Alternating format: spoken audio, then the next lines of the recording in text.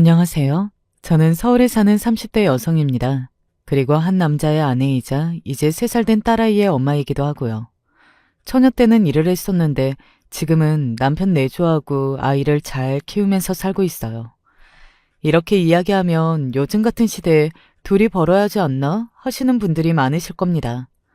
요즘 워낙 힘든 시기잖아요. 하지만 저는 다행스럽게도 그러지는 않아도 됩니다. 시댁이 부자고 남편도 직업이 좋거든요. 그래서 돈 걱정은 하지 않고 살고 있어요. 과거를 생각해보면 제가 지금 이렇게 사는 게 정말 천지가 개벽할 수준의 변화입니다. 예전에는 제가 이렇게 호강하며 살게 될 거라고는 단 한 번도 상상조차 해본 적이 없어요. 사실 지금도 가끔 넓고 따뜻한 이 집에 앉아 있으면 마치 지금 이 순간이 꿈같이 느껴지기도 합니다. 그만큼 제가 살아온 인생이 그 전에는 힘들었다는 뜻이었겠죠. 그러면 제 인생 이야기를 잠시 해볼게요. 제 인생사를 조금 아셔야 더 재미있게 제 이야기를 들으실 수 있으실 것 같으니까요. 저는 가난한 집의 딸로 태어났습니다. 위로는 오빠가 하나 있었어요. 아빠는 막노동을 다니셨고 엄마는 식당에서 돈을 버셨어요. 그렇게 두 분이 버실 때까지만 하더라도 가난은 했지만 누군가에게 빌어먹을 정도는 아니었었는데 문제는 제가 중학교에 입학할 무렵에 발생했습니다. 아버지가 사고로 한쪽 다리를 쓰지 못하게 되셨거든요. 몸으로 벌어 먹고 사시던 분이 몸을 못 쓰게 되었으니 할 수 있는 것이 없었어요. 한 달 벌어서 한 달을 먹고 살던 저희 집은 당연히 가세가 기울을 수밖에 없었습니다. 엄마가 식당 일도 하고 목욕탕 청소도 하면서 어떻게든 살림을 유지해보려고 했지만 역부족이었어요. 아버지 병원비도 들었으니까요. 다행히 그래도 식구들끼리는 사이가 좋아서 똘똘 뭉쳐 살기는 했지만 그럼에도 정말 많이 힘들었습니다. 뭐 먹고 사고 이런 것들을 아예 할 수 없기도 했고 더구나 저는 그때 어렸잖아요. 학교에서 친구들을 만나는 것이 가장 힘들었어요. 너희 집 반지하 단칸방이라며? 어쩐지 지하실 냄새가 나더라. 이게 지하실 냄새야? 꿉꿉한 빨래 덜 마른 냄새 있잖아. 아, 교실 대걸레 같은 냄새?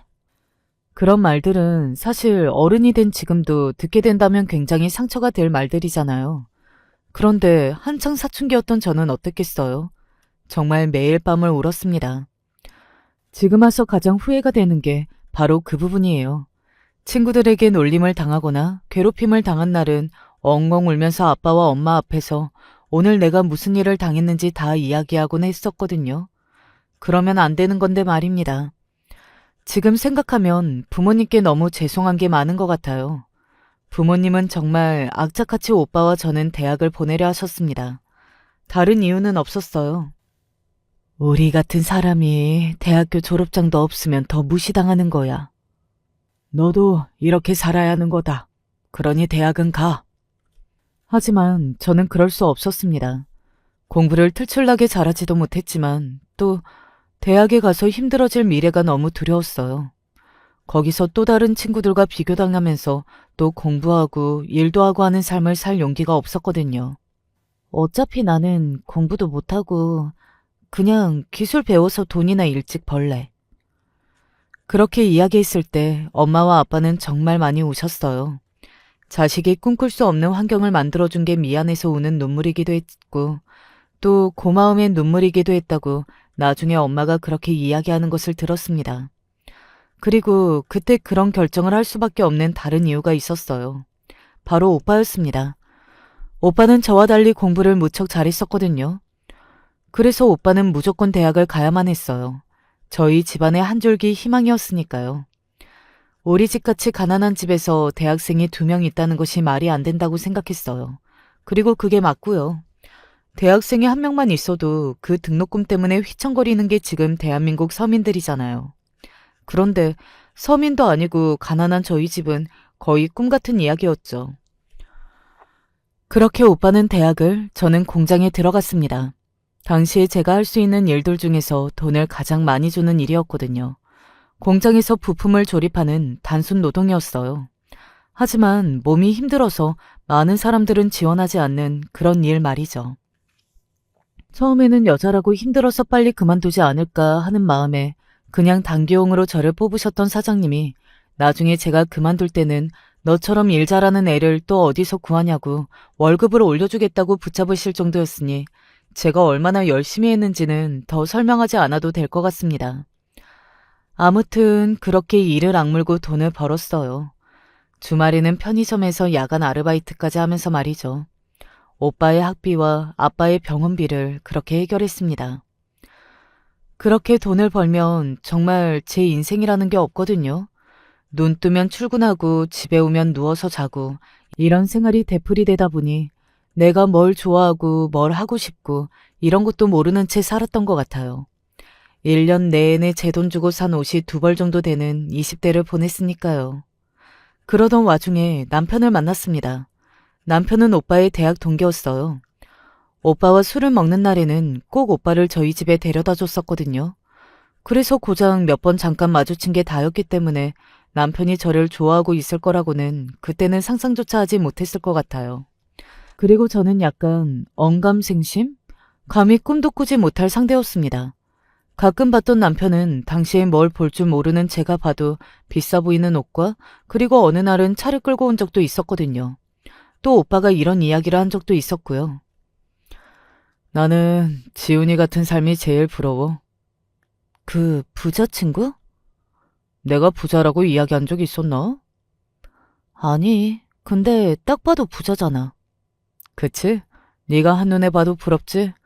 아무튼 나는 지훈이가 너무 부러워. 부모님이 부자여서 아무 걱정 없이 사는 삶. 나는 꿈에서도 안 나오는 그런 삶. 그런 사람이니 제가 어떻게 감히 꿈을 꿀 수 있었겠어요. 그래서 어느 날 남편이 데이트 신청을 했을 때도 그게 데이트 신청인지도 몰랐습니다. 그냥 정말 밥을 먹고 싶어서 밥을 먹자는 건 줄 알았죠. 아무튼 남편은 저를 좋아했고 고백했고 저는 마다하지 않았습니다. 그리고 결혼까지 하게 되었고요. 오빠가 저와 남편이 사귀는 것을 알았을 때 엄청나게 반대했던 게 기억이 나네요. 어차피 결혼까지는 가지 못할 거라고 상처받을 건 저일 거라고 말입니다.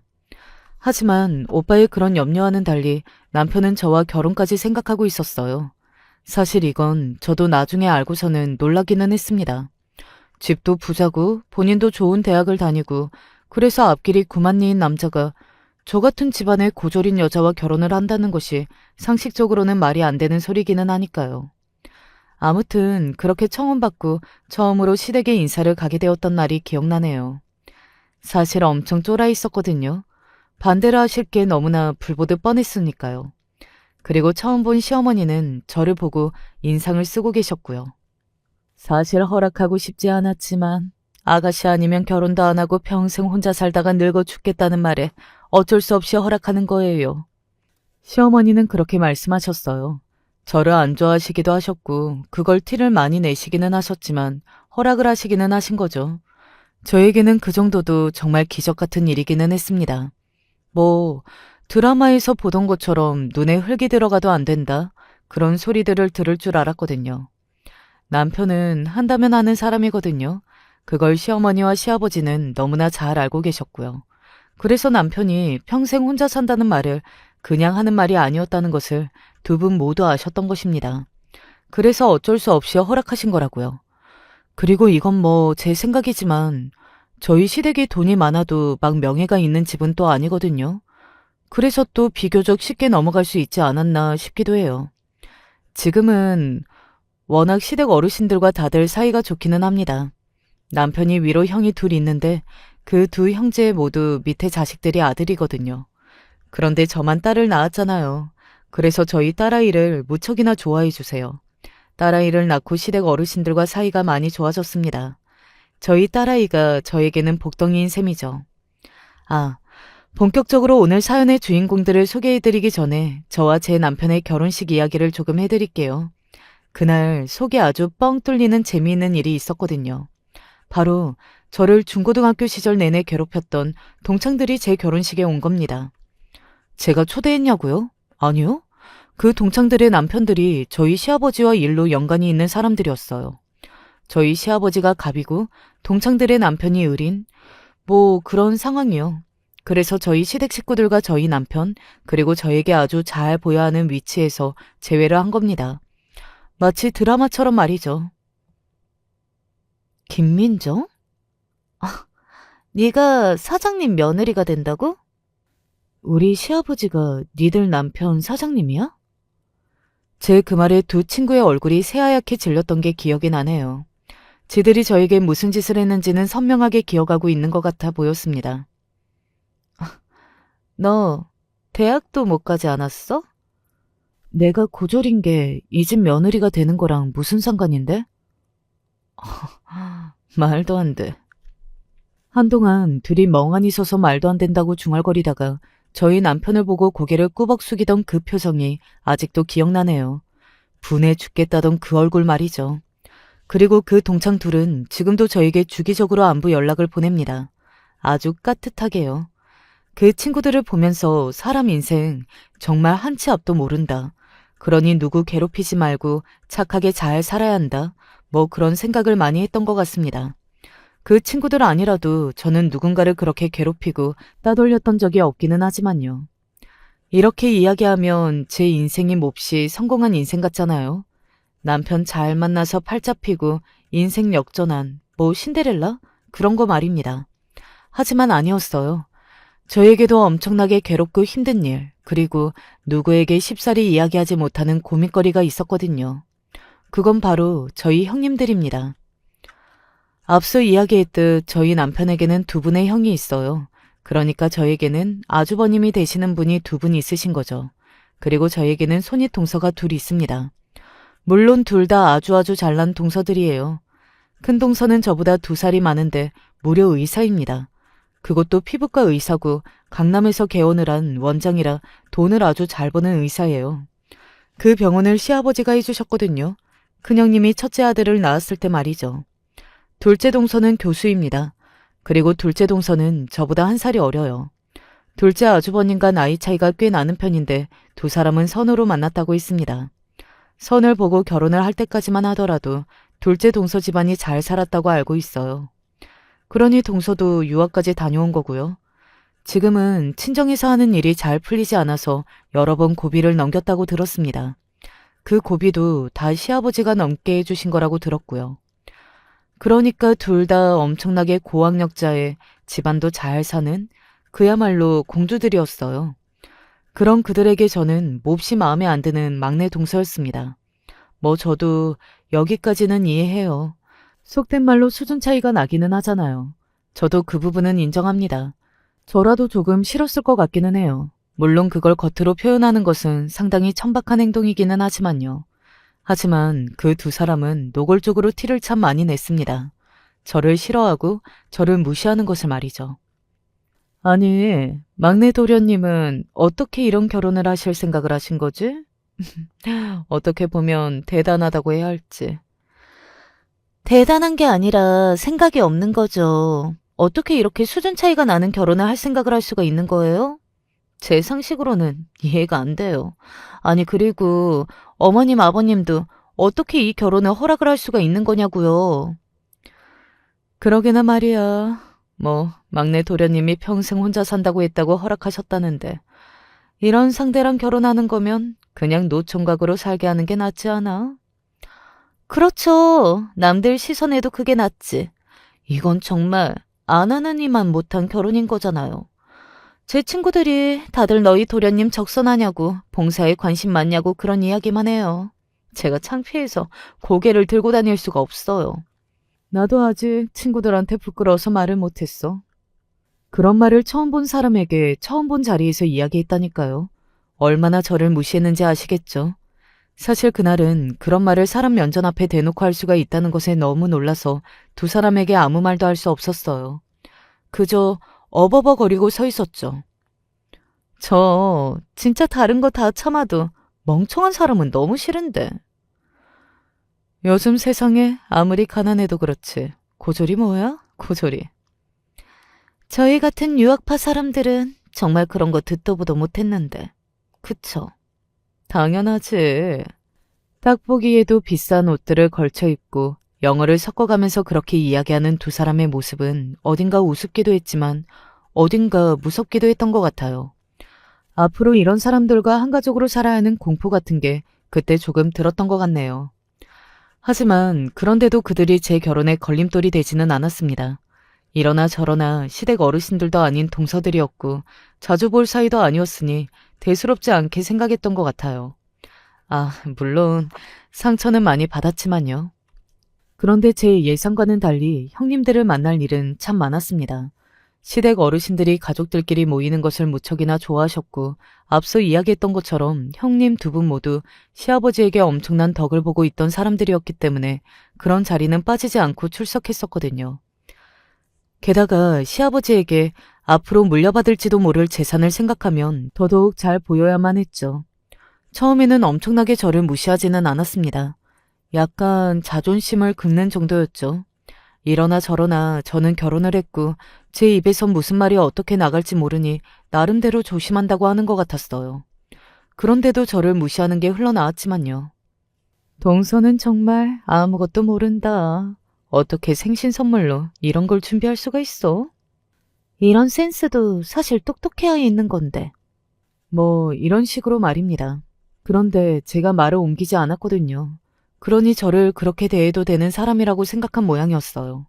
점점 더 저를 대하는 태도가 심해지더라고요. 저는 그들의 종이자 식모였습니다. 한동안은 말이죠. 오늘 집에 와서 나 좀 도와줘.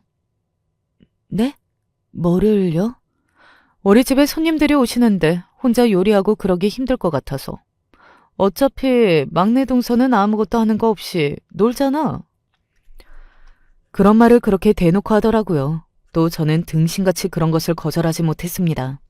당시에는 이렇게 제가 노력하다 보면 언젠가는 잘 지낼 수 있을 거라는 그런 말도 안 되는 기대 같은 것도 있었던 것 같아요.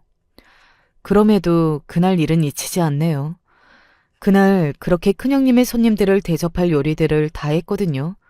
거의 100% 제가 다 한 거나 마찬가지였습니다. 큰형님은 팔짱 끼고 뭐해라 뭐해라 하면서 시키기만 했으니까요. 그런데 손님들이 올 시간이 되니 저에게 이렇게 이야기하더군요. 이제 저 방에 좀 들어가 있어. 네? 이제 손님들 올 시간이니까 잠시 창고 방에 가 있어. 거긴 아무도 안 들어갈 테니까. 혹시 다른 방에 있다가 손님들이 보면 안 되잖아? 그러면 제가 집에 돌아가면 되잖아요. 제가 쪽팔리니 손님들에게 저를 보여주지 않겠다는 것도 이미 너무나 큰 상처였습니다. 음식을 제가 다 했는데 말이죠. 눈물이 나올 뻔한 걸 참으면서 집으로 돌아가면 되지 않냐 했더니 큰형님의 입에서 나온 말이 뭔지 아세요? 가면 어떡해. 손님들 가고 뒷정리 다 해주고 가야지. 저는 어이가 없어서 잠시 멍하게 서 있었던 것 같아요. 정말 저를 사람 취급을 해주지 않고 있구나. 진심으로 마음속 깊이 무시를 하고 있구나 하는 것을 그때 다시 한번 깨달았던 것 같습니다. 지금에 와서 가장 후회되는 몇 가지 일 중에 하나가 바로 그날이에요. 그날 그대로 그 집을 박차고 나왔어야 했는데 그러지 못하고 창고방에 숨어서 큰형님의 손님들이 다 가실 때까지 기다렸던 것 말입니다. 그날 그 방에서 참 많이 울었었는데 말이죠. 큰형님 이야기만 하면 조금 섭섭할 테니 둘째 형님 이야기도 조금 해야겠네요. 한 번은 이런 일이 있었습니다. 임신 계획 있어? 뜬금없이 임신 계획을 묻더라고요. 네? 당연히 있죠. 아버님이 애 낳으면 며느리들한테 선물 하나씩 해주시거든. 그런데 동서는 기대하지 마.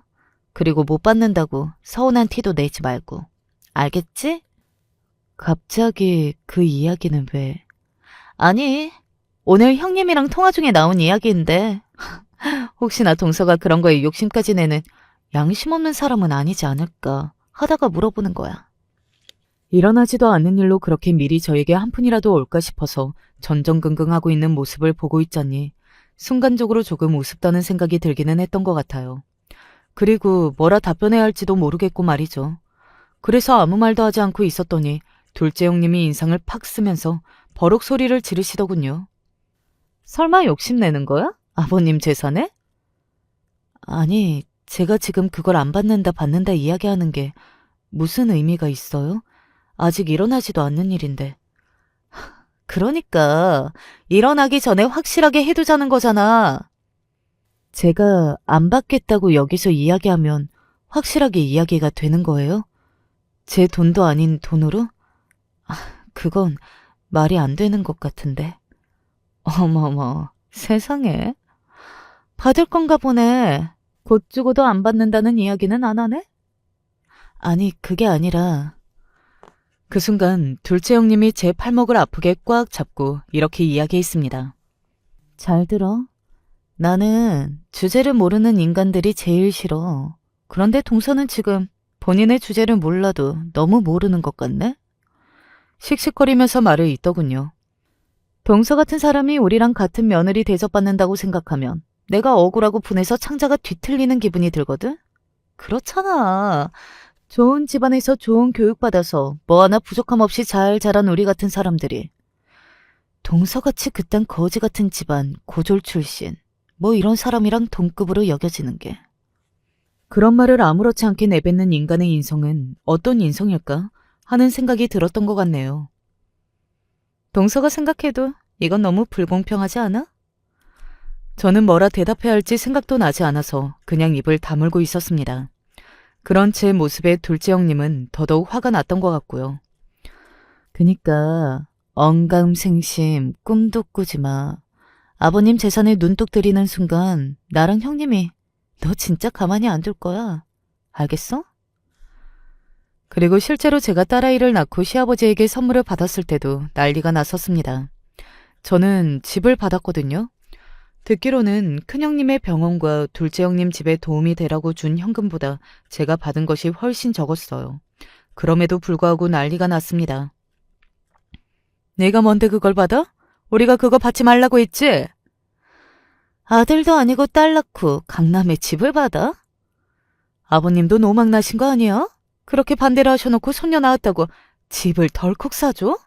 이게 말이 되냐고! 그리고 동서도 그래. 거절을 했어야지. 저는 괜찮다고 했는데 아버님이 적극적으로 거절 안 했겠지.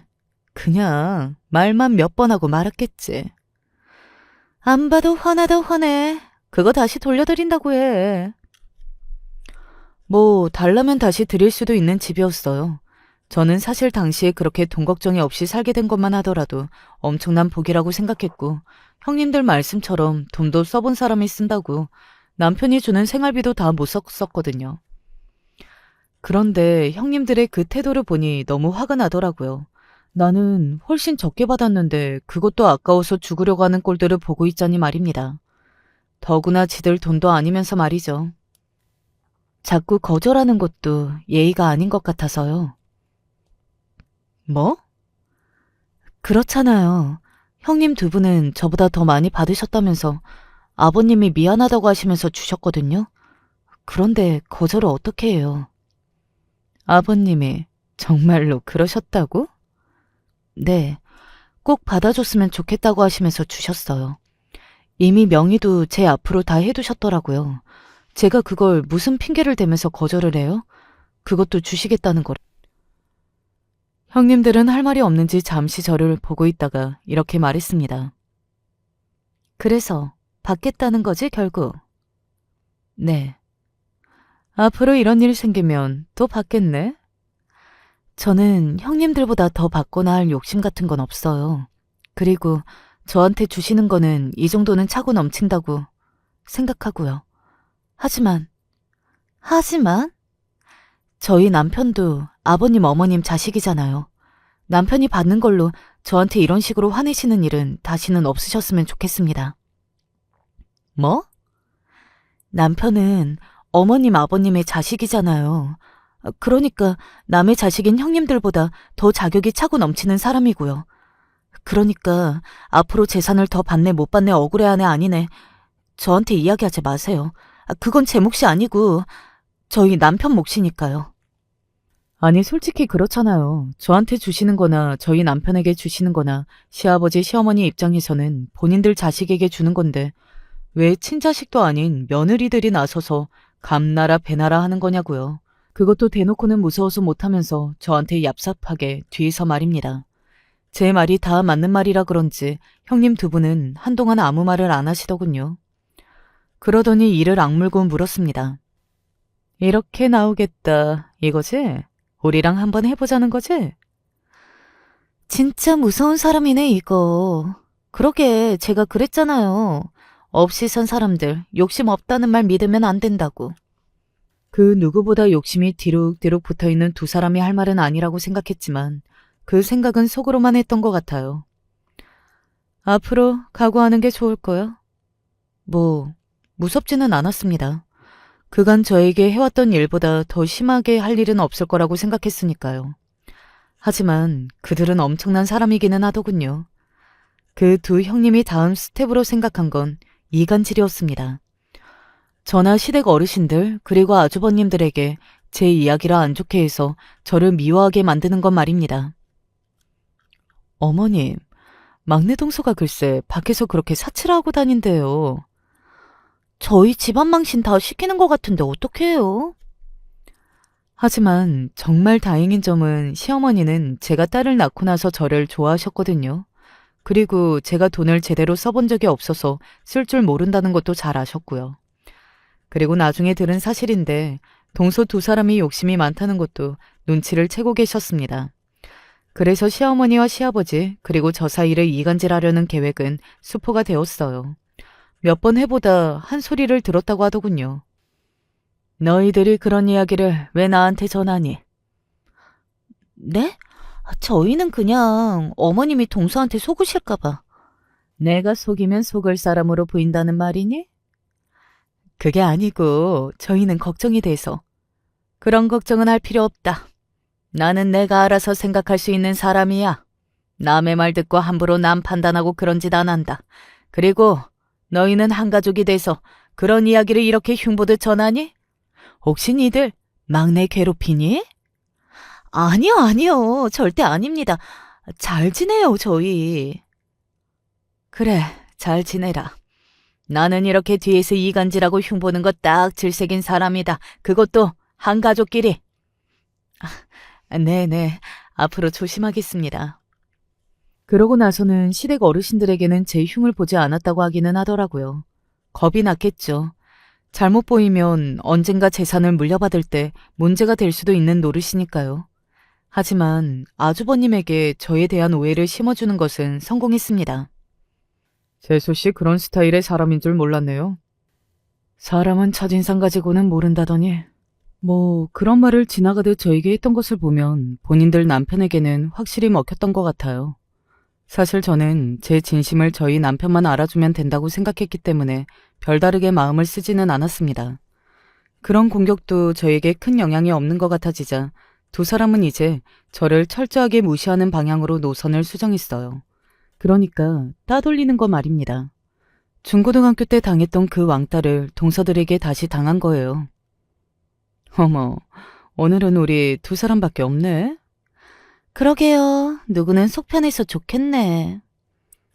제가 눈앞에 뻔히 있는데도 투명인간 취급을 하는 건 너무 일상이었어요. 사실 저는 그건 참을 수 있었거든요. 다 큰 어른들이 그러고 있는 게 진심으로 우습기도 했고 저에게 직접적으로 안 좋은 말을 하는 것보다는 상처가 덜하기도 했고요. 그것도 저에게 별 타격이 없어 보이자 이제는 아이를 건드리기 시작하더라고요. 근데 첫째는 엄마 머리 담는다고 그러지 않았어요? 그런 말이 있기는 하지. 그러면 하정이는 어떻게 해요? 그러게나 말이야. 엄마가 그렇게 멍청하니 걱정이네. 우리 집안에 또 고졸이 나오면 안 되는데. 안 그래? 에이, 설마 고졸이야 나오겠어요? 고졸 그거 아무나 하는 거 아니에요. 하정이는 그래도 운이 좋게 돈 많은 아빠를 만났잖아요. 돈으로 바르면 외국의 안 유명한 대학 정도는 보낼 수 있을걸요? 그렇게 돈 바른 하기가 무슨 소용이 있나? 뭐, 그렇긴 하죠. 그런 식으로 대놓고 저희 딸아이를 무시했습니다. 한 번은 그 소리에 너무 화가 나서 제가 화를 냈던 적도 있어요. 저한테 막말하시는 건 참겠는데 저희 딸한테 막말하는 건 못 참아요. 그러니까 다 큰 어른들이 그런 유치하고 치졸한 짓 그만하세요. 제 말에 긁힌 듯 했어요. 어머, 어디서 개 짖는 소리 안 들려요? 그러게, 갑자기 개가 짖네. 무시해요, 형님. 지가 짖어봤자지 뭐. 그렇게 이야기하는 것을 보면 말이죠. 아무리 우습고 유치한 행동이라고 해도 그게 계속되면 저도 쌓이기 마련입니다. 사람이잖아요. 사실 그때는 쌓이고 있다는 생각을 전혀 하지 못했었는데 지나고 보니 제가 그때 차곡차곡 쌓아놓고 있었더라고요. 그러던 와중에 제가 폭발할 일이 생겼습니다. 그날은 정말 생생하게 다 기억나요. 대화 내용 하나하나 다 말입니다. 사실은 제가 그날의 대화 내용을 녹음해 놓기는 했거든요. 친구가 그러더라고요. 그 인간들이 말하는 거 그거 다 녹음해놔. 해놓으면 어디 쓰게. 해놓으면 다 쓰일 때가 있는 거야. 그러니까 녹음해놔. 알겠지? 사실 저는 그때까지만 하더라도 동서 두 사람이 저에게 했던 말이나 행동들을 다 폭로할 생각이 없었기 때문에 친구의 말을 흘려듣기는 했었는데 어느 순간 그래도 녹음을 하는 게 좋은가 하는 생각이 들더라고요. 그래서 쓸 생각을 하지 않고 그냥 하나하나 다 녹음해 놓기는 했었습니다. 그러던 와중에 그 일이 터진 거죠. 그날은 시아버지 생신이었어요. 우리 막내 며느리가 오늘 생일상을 차려준다고 해서 내가 집에서 모이자고 했다. 막내 동서가요? 내가 맨날 밖에 음식 먹으니 질린다고 밥 같은 밥 먹고 싶다고 했더니 생일상은 본인이 차리겠다더구나. 오늘 새벽부터 집에 와서 생일상 차렸어. 그래요? 동서 고생했네. 둘째 형님이 찝찝한 얼굴로 억지로 웃어 보이며 저에게 그렇게 이야기했습니다. 그리고 두 형님이 저를 안 좋아한다는 것을 아는 시아버지는 거기에서 한술 더 뜨셨어요. 요즘 같은 세상에 이런 며느리가 또 어디 있나 모르겠다. 처음에 반대했던 게 미안해질 정도라니까. 우리가 복 받았지, 안 그래요? 그렇지, 막내가 참 잘하지. 그리고 두 형님은 시어머니와 시아버지의 그런 말에 점점 긁히는 게 보였습니다. 제 눈에도 말이죠. 잘하는 게 있어서 다행이죠 뭐. 실수로 그런 말을 모든 가족이 있는 앞에서 뱉을 정도면 말 다 한 거죠 뭐. 그게 무슨 말이니? 아니요. 잘하는 게 있어서 부럽다는 말이 헛나왔네요. 헛. 저도 잘할게요. 그리고 저희끼리 부엌에 갔을 때 그 사달이 났습니다. 진짜 여우 아니에요? 그러게 말이야. 뒤에서 이런 깜찍한 짓을 저지르고 있는지는 꿈에도 생각 못했네. 우리가 너무 순진했어, 동서. 진짜 없는 집에서 나고 자란 게 이런 식으로 다 티가 난다니까요. 어디서 못된 것만 배워가지고. 그런 집안에서 나고 자란 사람이 뭐 보고 배운 게 있겠어. 독하기는 오직 독해. 나는 이제 얼굴만 봐도 무섭다니까. 얼굴만 봐도 무서우신 분들이 지금 저를 앞에다 두고 투명인간 취급하면서 이런 말씀을 하시는 게 너무 웃기지 않아요? 라는 질문이 목 끝까지 차올랐습니다. 하지만 그날은 좋은 날이었잖아요. 소란스럽게 만들고 싶지 않았어요. 그래서 꾹 참았습니다. 정말 죽을 힘을 다해서 말이죠. 그런데 이 사람들이 한술 더 뜨기 시작하더라고요. 우리 이제부터 영어로 말할까? 혹시나 어디서 듣고 있으면 어떡해? 그러면서 영어로 제 이야기를 하기 시작했습니다. 그런데 두 사람이 모르는 게 하나 있었어요. 저는 학창시절에 제대로 배우지 못해서 늘 배움에 대한 갈망 같은 게 있었습니다. 남편도 그걸 잘 알고 있었고요. 연애할 때도 영어를 잘하는 남편을 보면서 늘 부럽다, 멋있다 이렇게 이야기했었으니까요. 그걸 기억하고 있던 남편이 결혼과 동시에 저에게 가장 먼저 해준 선물이 바로 영어 회화학원 회원권이었어요. 비싸고 유명하고 잘 가르친다는 곳을 찾아서 해준 거라 저는 그런 남편의 마음이 너무 고마워서 정말 열심히 다녔고요. 그 결과 어지간한 말은 들을 수 있었습니다. 아직 말하는 게 서툴러서 그렇지 듣는 건 곧잘 했어요.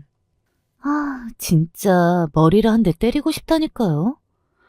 여우같이 저러는 거 보고 있으면 정말 속이 뒤틀리는 기분이야. 주제도 모르고 자기가 뭐라도 되느냐 그러고 있는 거 보면 알려주고 싶어요. 어디서 별 거지 같은 게 감히 우리랑 같은 사람인 척 구냐고. 원래 키우는 개도 오래 사람이랑 같이 살면 지가 사람인 줄 아는 법이잖아. 걔나 쟤나 둘 다 멍청하게 닮았네요. 그나저나 전현, 계속 여우짓 하면서 아버님 어머님한테 잘 보이려 할 것 같지? 네, 보통 사람이 아니에요. 우리 몫의 재산이 줄어드는 건 정말 용납할 수 없는데. 저는 죽으면 죽었지 그 꼴은 못 봐요. 슬슬 대책을 강구해야겠어. 무슨 생각 있으세요? 저도 다 도울게요. 할 수 있는 건 다 할게요. 전현 저거 치워버릴 수만 있다면 뭐든 다 할 수 있어요. 이혼을 하게 만드는 게 가장 빠르지 않나? 막내 도련님한테 여자를 붙일까요? 반대 방법도 있지. 그게 더 확실하지 않을까? 하긴 도련님이 여자 생겨도 전현이 안 떨어지면 그만이니까. 한번 알아봐야겠다. 그 이야기를 듣고 있는데 더 이상 참아줄 수도 들어줄 수도 없었습니다. 너무나 더러운 이야기잖아요. 인간들이 어떻게 그런 생각을 할 수 있는지 저는 제 상식으로는 도무지 이해되질 않더군요. 그리고 그 정도로 쓰레기 같은 인간들이라는 것도 몰랐고요. 덜덜 떨리는 손을 마주 잡으며 겨우 진정을 좀 시키고서는 저도 영어로 이야기했습니다. 안타깝네요. 그 일은 이미 들통나서 실행을 못하게 되었네요. 라고 말이죠. 형님 두 사람은 순간 너무 놀란 듯 그 자리에서 굳었어요. 제가 알아들을 거라고 상상조차 못했던 얼굴로 저를 바라봤습니다. 못 알아들을 걸로 생각했으니 그런 말도 할 수 있었던 거겠지만요. 알아들었어? 언제부터? 어디서부터 어디까지? 아니, 영어로 어떻게 알아들어? 그리고 알아들었으면 알아듣고 있다고 이야기를 해야 할 거 아니야. 어디서 음침하게 다 듣고만 있어? 그 이야기를 듣는데 뚜껑이 날아가는 기분이 들더라고요. 본인들이 잘못해놓고 그 상황에서 저에게 역정을 내는 모습이 너무나 뻔뻔해서 말이죠. 단전에서부터 분노가 차오르는 것 같은 기분이 들었습니다. 이 땡년들, 니들 내가 졸로 보이냐? 어? 저 그렇게 험한 말을 입으로 내뱉는 건 정말이지 인생에서 처음이었던 것 같아요. 이성을 잃으니까 그런 말이 입에서 나오기는 하더라고요. 어머머머, 말하는 것 좀 봐, 천박하게. 피는 못 속인다더니 이럴 때 본심 나오는 것 좀 봐. 어디서 형님들한테 인연전연을 하는 거야? 당장 어머님 아버님 불러봐, 어? 제가 지들 대화 내용을 녹음한 줄도 모르고 그렇게 떠드는데 정말 우습다는 생각이 절로 들었던 것 같아요. 우스운 건 우스운 거고 화도 머리 끝까지 났습니다. 니들이 방금 나눈 대화만 하겠어? 그래, 어머님 아버님 다 불러봐라. 나도 니들이 한 말 그대로 다 전달할 거다. 제가 그렇게 이야기하니 형님 두 사람이 저를 보고 비웃더군요. 그리고 너무나 예상 가능한 말을 뱉기 시작했습니다. 증거 있어? 우리가 그런 말을 했다는 증거 있냐고. 네가 하는 말을 가족들이 다들 순순히 믿어줄 것 같아? 그 말은 너무 예상할 수 있는 말이었기 때문에 놀라지도 않았어요. 다만 그 인간의 수준을 넘어서는 뻔뻔함이 치가 떨리기는 했습니다. 저는 그들에게 천천히 다가갔어요. 그들은 제가 다가가니 조금 긴장을 한 것 같기는 하더라고요. 주춤거리며 조금씩 뒤로 물러섰습니다. 아, 제가 이야기하지 않은 것이 있는데 그 두 사람보다 제가 키도 크고 덩치도 좋았거든요. 당연히 힘도 셌고요. 우리 때리기라도 하게? 지금 우리 겁주는 거야? 막 나가는 거야, 뭐야? 그리고 저는 그 순간 참지 못하고 두 사람에게 차례대로 한 대씩 뺨을 갈겼어요. 짝짝 하는 소리가 부엌에 울려 퍼졌습니다. 거실과 부엌의 거리가 멀었기에 망정이지 그게 아니었다면 그 소리만으로 모든 식구가 부엌으로 달려올 정도로 큰 소리가 났어요. 세게 맞아서 몸을 휘청인 두 사람이 정말 많이 아픈 듯 본인들의 뺨을 움켜쥐고서는 저를 죽일 듯 노려봤습니다. 너 미쳤어? 너는 오늘 끝이야. 이게 알아서 자기 무덤을 파는구만. 과연 무덤을 파는 게 나일까? 아까부터 뭐라는 거야? 저는 그때 제 휴대폰을 꺼내들었어요. 그 순간 녹음하라고 전에 알려줬던 제 친구가 그렇게 고마울 수가 없었습니다. 나중에 뭐라도 하나 사줘야겠다 싶더라고요. 그게 뭔데? 휴대폰이 뭐? 내가 이럴 줄 알고 니들이 그간 내 앞에서 나 투명인간 취급하면서 했던 말들 다 녹음해놨어. 제 그 말에 큰형님과 둘째 형님 그 두 사람이 그 자리에서 굳었어요. 큰일이 났다는 것을 본인들도 그제야 알게 된 거죠. 이 일이 다 까이면 이 집안에서 쫓겨날 사람은 너무나 뻔하잖아요. 저는 휴대폰을 들어 그간 그들이 저에게 했던 폭언들을 몇 개 들려줬습니다. 하나하나 음성이 재생될 때마다 그들의 표정이 하얗다 못해 퍼렇게 질려가는 것이 눈에 들어왔어요. 아마 제 인생에서 가장 통쾌한 순간 하나를 고르라면 저는 주저없이 그 순간을 고를 것 같네요. 그때 휴대폰으로 그 두 사람의 얼굴을 녹화해두지 않은 것이 천추의 한이 될 만큼 말입니다. 그렇게 당당하면 내가 이거 어머님, 아버님, 그리고 아주버님들한테 다 들려줘도 되겠어? 나도 궁금하네. 이걸 다 듣고 아주버님들이 뭐라고 하실지. 언제 저걸 다...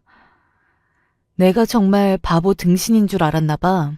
그런 폭언들을 듣고도 아무것도 안 하고 있을 줄 알았어? 사람을 얼마나 바보 취급해야 그런 생각이 드는 거야? 둘째 형님은 너무 놀라서 순간 제 손에 있는 휴대폰을 빼앗아들려고 했지만 소용없었습니다. 앞서 이야기했듯 저는 두 형님보다 키도 크고 덩치도 크고 힘도 더 셌어요. 뺏으려고? 그리고 제 말에 둘째 형님은 갑자기 무릎을 꿇었습니다. 미안해, 동서. 우리가 죽을 죄를 지었어, 응? 그리고 그런 둘째 형님을 당황한 눈으로 바라보던 큰형님이 입모양으로 작게 욕을 하는 것 같더니 둘째 형님 옆에 나란히 무릎을 꿇더군요. 나도 정말 잘못했어. 한 번만 용서해줘, 응? 하라는 거 다 할게. 우리 집 아버님이 주신 돈 빼내면 진짜 큰일 나. 나도 내 병원 아직 자리 덜 잡았는데 여기서 그만둘 수 없어. 사람 살린다 생각하고 한 번만 용서해줘, 응? 다시는 안 그럴게. 둘이 그렇게 이야기하며 정말 손이 발이 되도록 빌더군요. 그 모습을 보고 있자니 웃음만 나왔습니다. 동서가 하라는 거 다 할게. 분이 풀릴 때까지 뺨이라도 때릴래? 나 다 막고 있을게, 응? 진짜 한 번만 살려줘. 그리고 그때 밖에서 인기척이 들렸고 두 사람은 서둘러 일어났어요. 니들 여기서 뭐하니?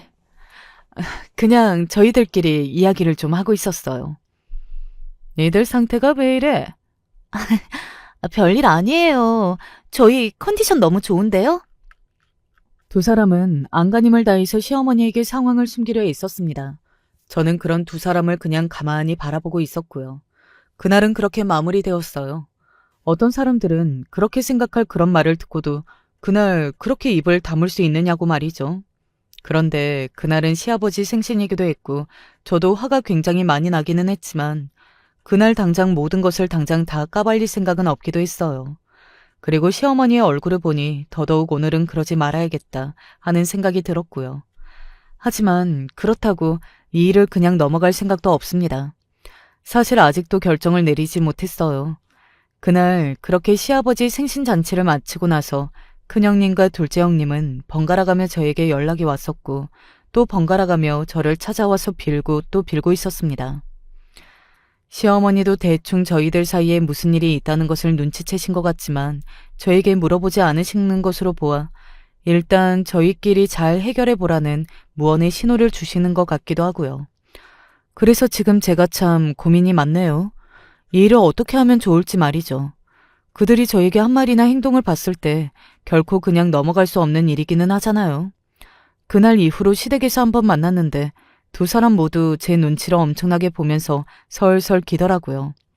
오죽하면 둔한 남편이 저에게 형수님들 왜 저러시냐고 물었을 정도였으니 말입니다. 솔직히 저도 인간인지라 그 일을 그냥 넘어가기에는 너무 억울한 부분도 있어요. 그렇게 심한 말을 듣고 저에게 심한 짓을 한 인간들을 그냥 봐주는 게 맞나 하는 생각도 들고 그냥 이렇게 두면 언젠가는 또 사고를 치지 않을까 하는 생각도 들고요. 그날 영어로 나눈 대화만 봐도 이상하고 무서운 음모 같은 것을 꾸밀 수 있는 사람들이잖아요. 지금은 지들이 아쉬워서 이렇게 빌고 빌어도 언젠가 무슨 생각으로 무슨 짓을 할지 몰라 겁이 나기도 합니다. 사실 오늘 이곳에 사연을 쓰게 된 가장 결정적인 이유도 그것 때문이에요. 이 일을 어떻게 하면 좋을지 보다 많은 분들에게 의견을 한번 들어보고 싶어서 말이죠. 남편에게도 아직 이야기를 하지 않았는데 남편에게만은 이야기를 하는 게 좋을지 하는 것도 말입니다. 그리고 또 남편이 알게 되면 참지 않을 것 같아서 그것도 망설여지고요. 처음부터 끝까지 제 사연을 들어주신 분들에게 현명한 대답을 듣고 싶네요. 그러기 위해 긴 이야기를 한 거니까 꼭 의견들 많이 남겨주시면 감사하겠습니다. 만약 제 사연이 소개된다면 제가 다시 찾아와서 정말 하나하나 다 읽어볼게요. 사실 지금 이 사연을 쓰는 순간에도 큰형님과 작은형님에게 끊임없이 문자가 들어오고 있어요. 전화를 받지 않았더니 똥줄이 타는 것 같네요. 진짜 내가 각서라도 쓰라면 쓸게. 나 한 번만 믿어줘.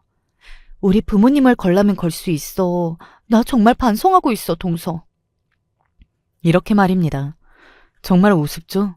사람이 한순간에 이렇게 180도 바뀔 리가 없는데 말입니다. 그걸 알아서 그런지 더 가증스럽게 느껴지기도 하고요. 어쩌다 보니 거의 제 모든 인생사를 다 이야기한 것 같네요.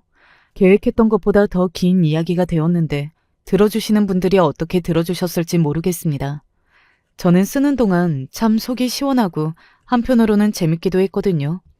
그래서 들어주시는 분들도 그렇게 들어주셨으면 더없이 감사할 것 같네요. 긴 이야기 마지막까지 들어주시고 공감해 주셔서 감사합니다. 그리고 의견 써주시는 분들에게 미리 더 감사하다는 말씀을 전할게요. 언제 어디서나 늘 건강 조심하시고 늘 좋은 일만 있으시기를 바라겠습니다. 앞으로 저도 그럴 수 있기를 바라주세요. 안녕하세요. 이번에 큰일이 있어서 이렇게 사연을 보냅니다. 정말 인생을 되돌아보면 바보같이 순수하게 당하고만 살아왔는데 남에게 상처를 주는 사람은 결국 언젠가는 되돌려 받게 되는 것 같습니다. 저희 아버지는 꽤 큰 회사를 운영하고 있었습니다. 어머니가 일찍이 돌아가셔서 전 어릴 적부터 아버지 손에서 자랐어요. 다행스럽게도 아버지가 능력이 있으시고 자상하신 분이었기 때문에 살면서 종종 어머니의 빈자리가 느껴지긴 했지만 한 번도 마음이 허하다거나 외로운 적은 없었습니다. 아버진 바쁜 와중에도 늘 제가 우선이신 따뜻한 분이었어요.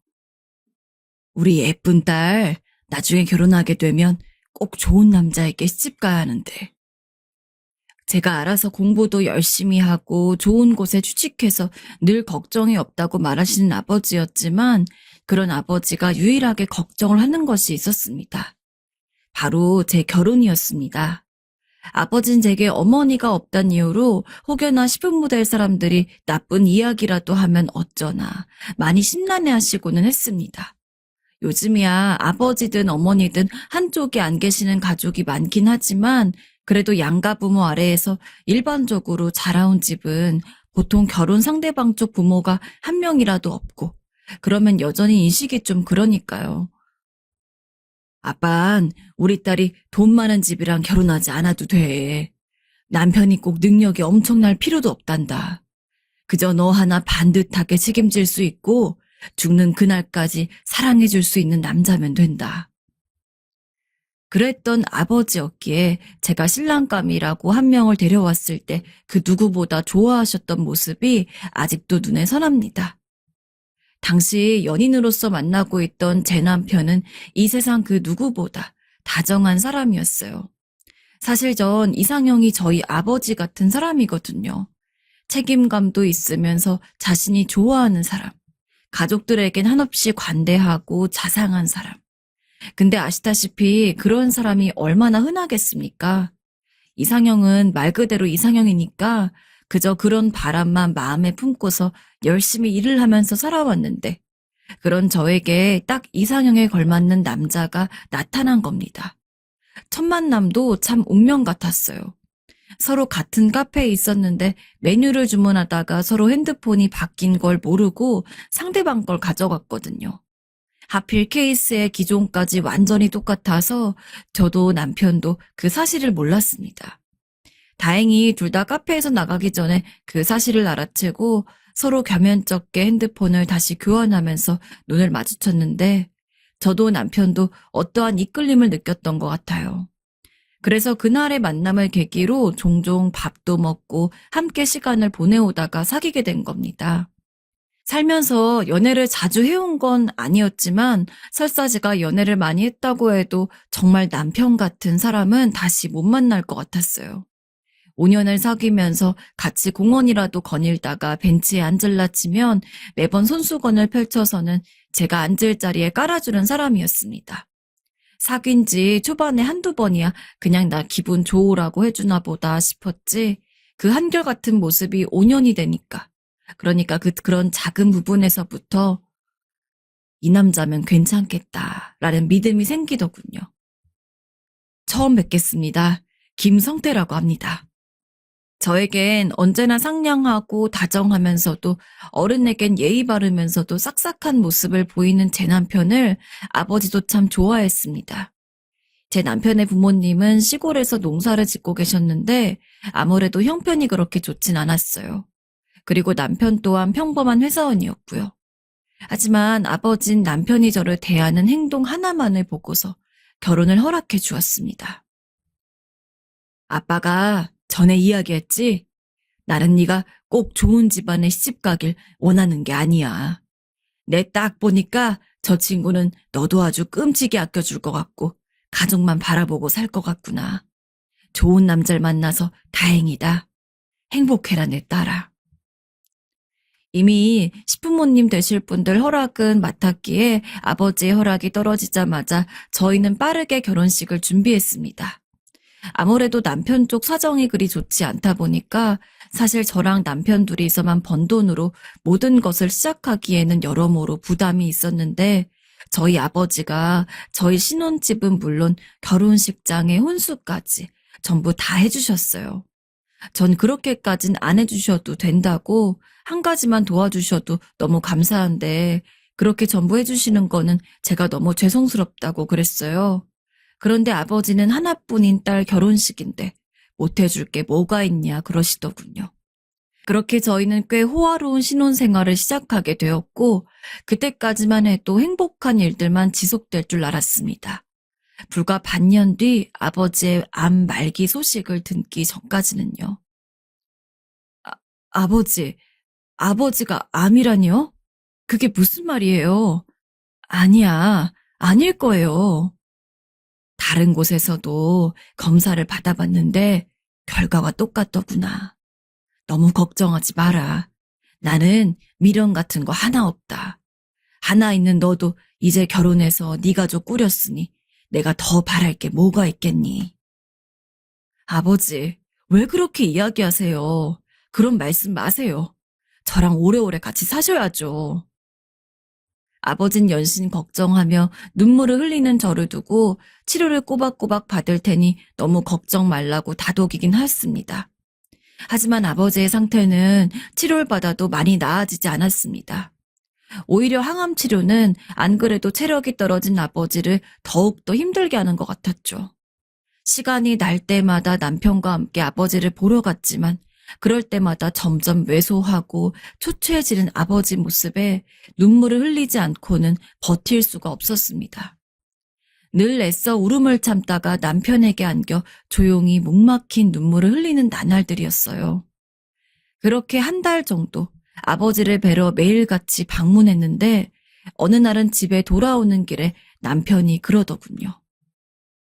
장인어른이 나한테 회사를 물려주고 싶으시대. 아버지가? 응, 나도 생각 못했는데 그렇게 하고 싶으시다네. 당신 생각은 어때? 남편과 단둘이서 할 말이 있다길래 무슨 이야기를 하려고 그러나 싶으면서도 자리를 비켜주었는데 아버진 본인의 죽음을 대비해서 지금까지 힘겹게 키워온 회사를 제 남편에게 넘겨주려고 하셨던 모양입니다.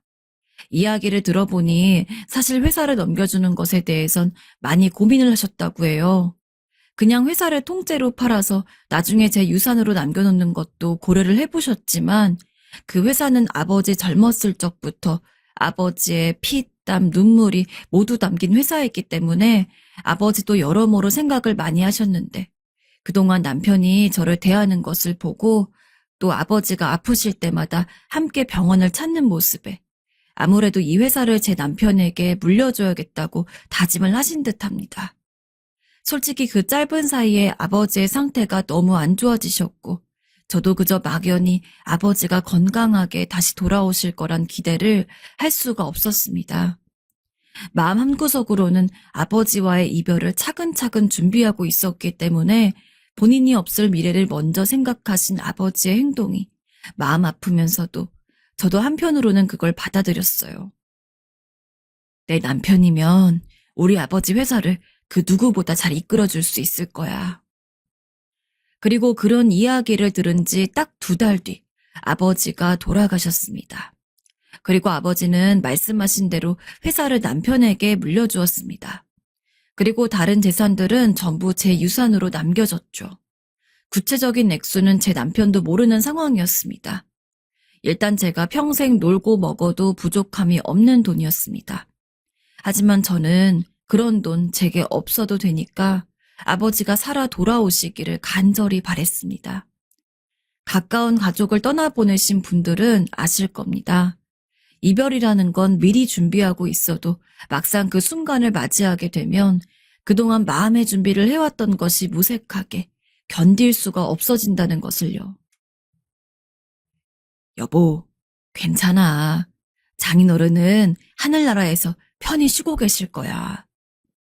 거의 우울증에 걸리기 직전으로 방에 틀어박혀 있던 저를 달랜 건 남편이었습니다. 그런 남편의 응원과 위로에 힘입어 저도 조금씩 슬픔을 딛고 일어날 수 있었죠. 하지만 그렇게 한평생 자상하고 다정할 것 같던 남편은 아버지의 회사를 물려받은 지 1달 정도 지나자마자 순식간에 돌변을 했습니다. 여보, 요즘 계속 늦는데 좀 일찍 들어오면 안 돼? 일이 바쁜 건 나도 이해하는데 매일 이렇게 말도 없이 늦으니까 나도 좀 섭섭하긴 하네. 뭐라고? 당신도 참 태평하다. 당신은 집에서 집안일만 하면서 왜 그렇게 내가 늦게 들어오는 거 가지고 뭐라 그래? 당신이 회사 사장이 어떤 일을 하는지 알아? 모르면 가만히 좀 있어. 나도 갑자기 회사 들어온 거 알잖아. 아무 준비도 없이. 다른 직원들이 뒤에서 낙하산이라며 욕하는 거 들으면서 회사 일에 빨리 적응하라고 무던히 노력하는데 왜 그런 마음도 몰라주는 건데? 남편은 저랑 사귀면서 한 번도 저에게 나쁜 말을 한 적이 없습니다. 제 앞에선 그 흔한 욕설도 한 번 안 했어요. 저에게 안 한 것은 물론 다른 사람에게도요. 언제나 반듯하고 올바른 모습만 보여왔던 남편이기에 누군가에게 그런 식으로 날카로운 말을 할 수도 있는 사람이라는 걸 그때 처음 알았습니다. 그게 심지어 아내로서 충분히 할 수 있는 말인데도 불구하고요. 평소에 매일같이 빨리빨리 들어오거나 아니면 미리 얘기를 하던 사람이 언젠가부터 말도 없이 늦게 들어오기 시작하고 집에 돌아오면 인사도 한번 제대로 안 하는데 당연히 아내로서 이야기할 수 있는 거 아닙니까? 그뿐만이 아닙니다. 좀 여유가 있는 주말만 되면 맨날 어디 놀러 가자고 어디 가고 싶은 데 없냐고 먼저 물어보던 남편이 어느 순간부터 핸드폰을 달고 살고 제가 말이라도 조금 걸려고 하면 늘 귀찮다는 듯이 굴었습니다. 아, 좀 나중에 물어봐. 나 지금 핸드폰 하는 거 안 보여? 제가 아무리 남편의 인품 하나만 믿고 결혼했다고 하더라도 그런 모습이 계속되니까 저로서도 참는데 한계가 있었습니다. 당신 요새 너무 이상해. 다른 여자라도 있는 거야? 당신도 알 거야. 당신이 예전에 나 대하는 거랑 지금의 나 대하는 게 너무 다른 거. 대체 왜 그래? 뭐가 문젠데? 뭔가 마음에 안 드는 게 있으면 서로 이야기를 해야 될 거 아니야. 아, 진짜 귀찮게. 너는 꼭 일하고 들어온 사람을 붙잡아서 그런 이야기를 해야겠냐? 나 피곤한 건 안 보이지? 계속 이런 식으로 바가지 긁고 그럴 거면 그냥 이혼해. 나도 너랑 계속 이런 대화 하는 거 짜증나고 지친다. 뭐라고? 이혼? 당신 그거 진심이야? 아버지 살아계실 때는 그렇게 매일같이 병원에 함께 가서 아버지 병간호도 잘하고 저한테도 세상에 둘도 없는 다정한 남편인 것처럼 굴더니 대체 어떻게 아버지가 돌아가신 지 1달 만에 이렇게 변할 수가 있는 걸까요? 심지어 남편이 다정했던 것은 하루 이틀 일도 아닙니다. 제가 남편과 연애를 할 적부터 남편이 상냥하게 저를 대해주는 모습에 끌렸으니 못해도 6년 정도는 그렇게 좋은 사람이었던 건데. 안 그래도 아직 아버지가 돌아가신 슬픔에서 완전히 벗어나지 못한 저는 남편까지 그렇게 나오니까 도저히 마음을 기댈 곳이 없었습니다. 게다가 남편은 제게 절대로 해서는 안 되는 말까지 했어요. 당신 나랑 이혼하고 싶은 이유나 차근차근 이야기해봐. 우리 솔직히 지금까지 아무 문제 없었잖아. 근데 갑자기 당신이 이렇게 이혼 얘기를 꺼낸다는 건 뭔가 이유가 있을 거 아니야. 이혼을 하더라도 나도 좀 알자. 당신이 왜 이렇게 나오는지. 나 그래도 당신 와이프인데 그 정도 알 권리는 있지? 그걸 몰라서 물어? 너 여자 구실 제대로 못하잖아. 나도 솔직히 내 아이 낳아줄 수 있는 여자 만나가지고 애 아빠 좀 되고 싶다. 이렇게 전부 이야기야 속이 후련하냐? 기껏 너 생각해서 말 안 하고 조용히 이혼만 하려고 했더니. 남편은 결국 넘지 말아야 할 선까지 넘고 말았습니다. 저에게 가장 아픈 비수를 꽂더군요. 제가 어릴 적에 엄청 큰 수술을 했었는데 그 수술 때문에 전 아주 오래전부터 아이를 못 가지는 몸이었습니다. 아무래도 연애를 하다 보면 결혼을 생각하는 사람들도 많기 때문에 전 어느 정도 연애 횟수가 오래됐다 싶으면 남자친구들에게 모두 이 사실을 이야기했어요.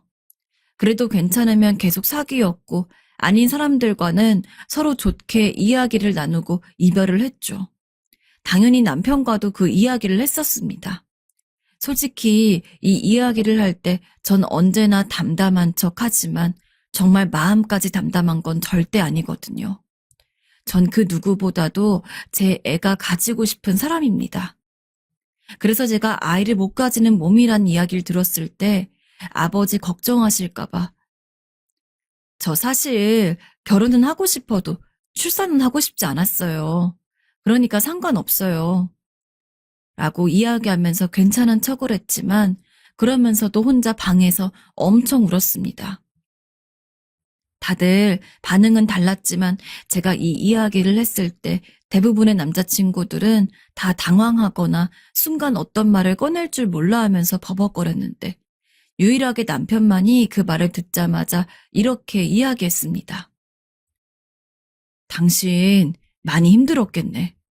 내 앞에선 괜찮은 척하지 않아도 돼. 애를 못 낳아도 괜찮아. 나는 당신이 낳아줄 애가 보고 싶은 게 아니라 그냥 당신이랑 함께 있고 싶은 거니까. 그 말을 듣고 순간 울컥해서 펑펑 눈물을 흘리긴 했지만 여전히 토시 하나 틀리지 않고 그 말을 기억합니다. 그 말은 제게 한 줄기 빛과도 같았거든요.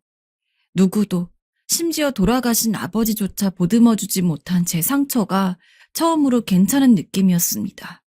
그렇게 다정하게 이야기해준 남편이 갑자기 이제 와서 제가 아이를 낳지 못한다는 사실로 저를 공격하더니 이혼을 하고 싶다고 주구장창 이야기하는 것보다 더 충격이었습니다.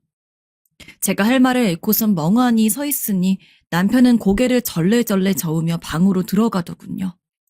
전 누가 절 붙들어 두기라도 한 듯 한참을 거실에서 우두커니 서 있어야 했습니다.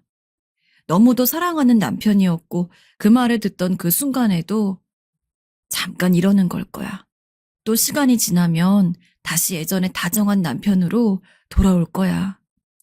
라는 희미한 믿음이 있긴 했지만 한편으로는 지금 이혼을 하는 게 낫지 않을까?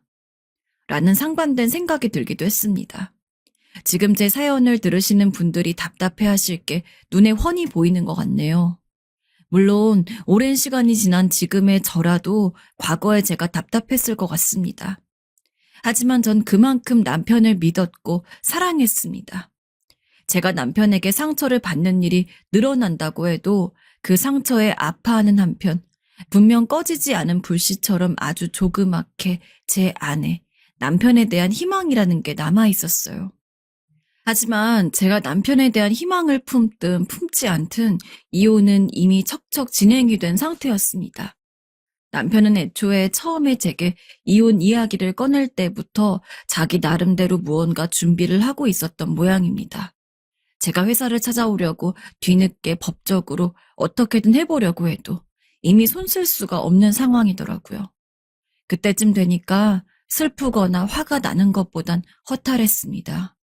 그동안 한 번도 그런 생각을 해본 적이 없었는데 미리미리 대비하고 준비하고 짜놓기라도 한 것처럼 일을 진행해가는 남편의 모습을 보니까 저희 아버지의 재산을 노리고 저에게 그동안 쭉 잘해줬던 것 같습니다. 정확히 남편이 변하기 시작한 시점이 아버지가 돌아가시고 아버지의 회사를 남편이 물려받은 지 한 달 뒤였으니까요.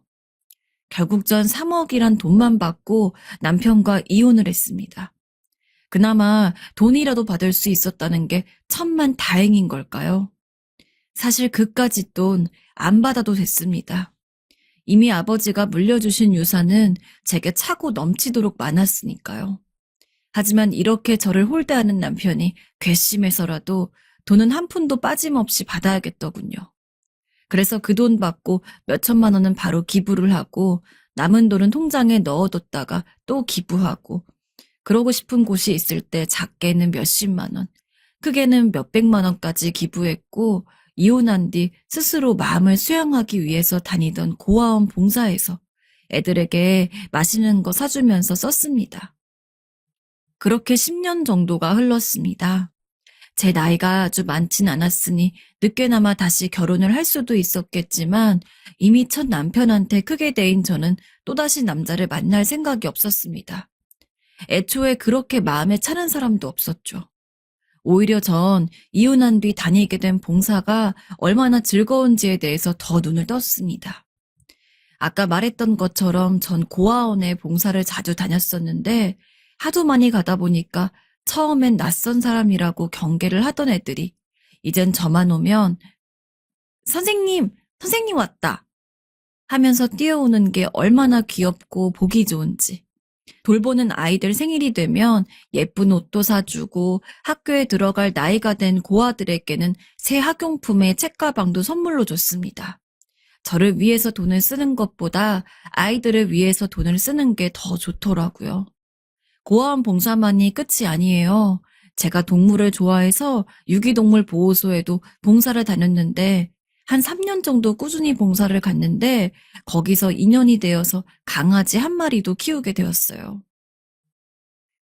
나는 요즘 보면 얘가 참 승리자인 것 같아. 결혼해봤자 뭐해. 남편 등살에 애 키우느라 바쁘고 시부모 눈치 봐야 하고 내 인생은 없잖아. 저도 어느 정도는 좀 옛날 사람이라 그런지 여자든 남자든 어느 정도 나이를 먹으면 꼭 가족을 이루고 누군가와 함께 살아야 한다는 생각을 많이 했었는데 이혼을 하고 나서 진정으로 제 삶이라고 말할 수 있는 인생을 좀 살다 보니까 사람이 능력 있으면 꼭 결혼할 필요가 없는 것 같더라고요. 저만 해도 이혼하고 결혼했을 때보다 훨씬 더 재밌게 살고 있었으니까요. 그 때문인지 친구들은 저만 만나면 맨날 부럽다면서 노래를 불렀습니다. 물론 그렇게 이야기하면서도 나쁘지 않은 남편과 눈에 넣어도 안 아픈 아이들과 잘 살고 있는 만큼 전 친구들이 그렇게 말하면 그냥 웃기만 하고 넘겼어요. 사람이 열심히 살다 보니까 진짜 24시간이 모자라더라고요. 자고 일어나면 아침 9시, 밥을 대충 먹고 집에서 가볍게 운동도 한 뒤 청소하고 나면 12시, 또 점심을 먹고 봉사가 있는 날엔 봉사를 다녀오고 아니면 바깥에 뭐 구경할 거라도 있나 싶어 다른 동네로 차를 몰고 가기도 했습니다. 그러고 돌아오면 또 저녁 6시쯤 되어서 밥을 먹고 가볍게 운동을 좀 하면 금방 잘 시간이에요. 가끔은 저조차도 허덕일 만한 스케줄이 있는 날도 있었지만 그렇게 사니까 정말 살아있다는 느낌이었습니다. 그러던 어느 날 모르는 번호로 제게 전화가 한 통 왔습니다. 원래 모르는 번호는 잘 안 받는데 근래에 뭐 좀 사려고 주문해 둔 게 있어서 혹시 거기서 연락이 온 건가 하고 받았어요. 다시 생각해도 짜증이 나네요. 그 전화를 받아선 안 됐었는데. 여보세요? 잘 지냈어? 연락을 안 한 지 10년이 넘었지만 그 목소리를 잊을 수가 없었습니다. 전화의 주인공은 제 전 남편이었죠. 저 그 사이에 번호도 바뀌었었는데 대체 어떻게 제 번호를 알아낸 건지, 그리고 왜 갑자기 전화를 했는지. 궁금한 건 많았지만 애초에 그 사람이랑은 다신 연락할 일 없을 거라고 생각했기 때문에 전 바로 전화를 끊으려고 했습니다. 하지만 전 남편은 제발 좀 이야기를 들어달라면서 자기가 잘못했다고 싹싹 빌더군요. 내가 미안해. 내가 너무 미련했어. 그 여자한테 속아가지고 당신을 저버려서는 안 됐는데. 나 정말로 반성하고 있어. 우리 다시 재결합하면 안 될까? 나 이제는 정말로 당신 하나만 바라보고 살 자신이 있거든. 이혼을 할 때 어렴풋이 느끼긴 했습니다. 제 아버지 돈을 노린 것도 있긴 할 테지만 분명히 다른 여자가 생긴 것 같다고요. 하지만 그 당시에는 이를 제대로 확인을 하지 못한 상태에서 이혼을 했기에 그냥 제 마음 한켠에 의심만 남겨두고서 끝났던 일인데, 이렇게 전 남편 입으로 직접 자기가 여자가 있었단 이야기를 들으니까 참, 전 남편은 저와 이혼을 하고 나서 아주 기구하게도 살았던 모양입니다. 그저 젊고 예쁜 외모에 혹해서 저랑 이혼을 한 뒤 아주 신나가지고 제 아버지가 물려준 회사에서 번 돈으로 상간녀랑 따로 나가서 살았는데, 그 상간녀가 무려 10년에 걸쳐서 그 재산을 전부 자기 쪽으로 빼돌렸나 보더라고요. 그리고는 회사 사정도 점점 안 좋아졌다더군요. 어느 정도 예상은 하고 있었습니다. 비록 아버지가 일군 회사이긴 했지만 그놈의 행실을 보면 절대 유지할 수 없을 거라고 생각했습니다. 조금만 알아보면 회사가 잘 굴러가는지 아닌지를 알 수 있었겠지만 전 일부러 알아보지 않았습니다. 만약 그놈이 일군 회사라면 망하게 하려고 저주라도 내렸겠지만 그 회사는 아버지가 피땀으로 일군 회사이니 잘 된다 하더라도 또는 망했다고 하더라도 제 기분이 이상할 것 같았거든요. 결국 여자에 놀아나면서 회사까지 말아먹었다더군요. 그리곤 전 남편에게 아예 대출까지 받게 하고선 쥐도새도 모르게 잠수를 탄 모양입니다. 제 동정심이라도 유발하고 싶었는지 모르겠지만 치부가 될 만한 이야기까지 하나도 안 패놓고 전부 다 말해주는데, 과거에 저였다면 그렇게 뒤통수를 맞고도 전 남편이 불쌍하다는 생각이 들었을 겁니다. 근데 정말 놀라울 정도로 아무런 생각도 들지 않더군요. 그래서 어쩌란 거야? 이제 돈 없으니까 다시 내 재산이라도 빨아먹으려고? 헛소리 하지 마. 지금 제정신이 아닌 것 같은데 찬물에 세수하고 발 닦고 잠이나 자. 당신 같은 쓰레기랑 다시 만날 일 없으니까. 이 번호로 또 전화하면 바로 경찰에 신고할 거니까 알아두고. 제 배신감에 비하면 참 하잘것도 없는 말이었지만 전 남편에게 처음으로 속 시원하게 말을 한 건지라 전화를 탁 끊고도 너무 기분이 좋아서 웃음이 나왔습니다. 전 이혼하고도 잘 먹고 잘 살면서 저를 위해 살고 있었는데 전 남편은 그동안 멍청이처럼 상간녀한테 재산이나 다 뜯기고 거렁뱅이가 되었으니까요. 물론 그 재산의 출처가 저희 아버지의 것이라는 건 여전히 마음이 아픕니다. 저희 아버지가 얼마나 힘들게 키운 회사인지 알기 때문에 더더욱이요. 하지만 그놈이 그놈이라곤 해도 전 차라리 저를 배신한 전 남편이 제 아버지 재산으로 호의호식하는 것보단 차라리 얼굴도 이름도 모르는 상간녀가 가지고 있는 게 더 나았어요. 전 남편은 아마 죽도록 후회하겠죠. 그냥 그렇게 살다가 다시 상황을 일으키지 못하고 지금보다 더 망해버렸으면 좋겠어요. 전 남편과의 통화가 불쾌하긴 했지만 종종 열심히 살면서도 그렇게 전 남편에게 속아 넘어간 제가 한심스러울 때가 있었는데 그 전화 이후로 전 완벽히 나아진 것 같습니다. 전 앞으로도 지금처럼 저를 위해서 잘 살아갈 거예요. 긴 이야기 들어주셔서 정말 감사드립니다. 제 이야기를 들어주신 모든 분들에게 행운이 가득하기를 바랄게요. 안녕하세요. 사실 이런 사연을 보낸다는 게 썩 떳떳지 못하고 불편한 마음이 들긴 합니다. 그래도 제 지인이나 가까운 사람들에게는 도저히 털어놓을 수 없는 사실이기에 조심스레 여기에 사연을 보내게 되었는데요. 그냥 들어주시기만이라도 하면 안 될까요? 전 재작년 겨울 제가 즐겨 가던 클래식 바가 있는데 거기서 한 남자분을 만나게 되었어요. 고급스럽고 멋진 연주를 직접 들을 수 있고 마치 엄청난 부촌에 있는 한 저택 속 서재 마냥 그런 아름다우면서도 작은 공간으로 만들어진 곳이라 정말 아끼는 장소였어요. 우연히 TV에서 스치듯 그곳을 보고 뭐에 홀린 마냥 찾아가게 되었답니다. 주인분부터 해서 하나같이 다 자부심을 갖고 일하시는 분들이었고 감성적인 멋이 있는 곳이라면 어디건 따라가는 저에게 딱 안성맞춤인 곳이었어요. 그날은 제가 그곳을 3번째 방문했던 날이었고 여지없이 앉아서 음악을 들으며 뭘 신청할지 고르고 있었는데요. 제 바로 옆 테이블에 깔끔하게 차려입으신 남자분이 앉으시는 거예요. 당연히 제 옆에 누가 앉으니 슬쩍 보았는데 딱 봐도 키가 훤칠하고 옷도 준수하게 입으신 것이 누가 봐도 인기가 많을 것 같은 그런 멋진 분이었어요. 그런데 갑자기 생각지도 못한 일이 일어난 거예요. 그분이 그 훤칠하고 다부진 몸집으로 일어나 저에게 오시더니 말을 걸어오시는 겁니다. 듣고 저는 정말 너무 깜짝 놀라서 얼얼한 표정으로 그분을 쳐다봤어요. 아마 바보 같은 표정이었을 것 같더라고요. 저기 혹시 그쪽에 티슈 있나요? 아, 네? 티슈요? 아, 네, 여기요. 전 허둥지둥 놀라서 얼른 제가 앉은 테이블 위에 놓인 티슈를 집어서 드렸어요. 뭐라고 대답도 적당히 못하고 말이에요.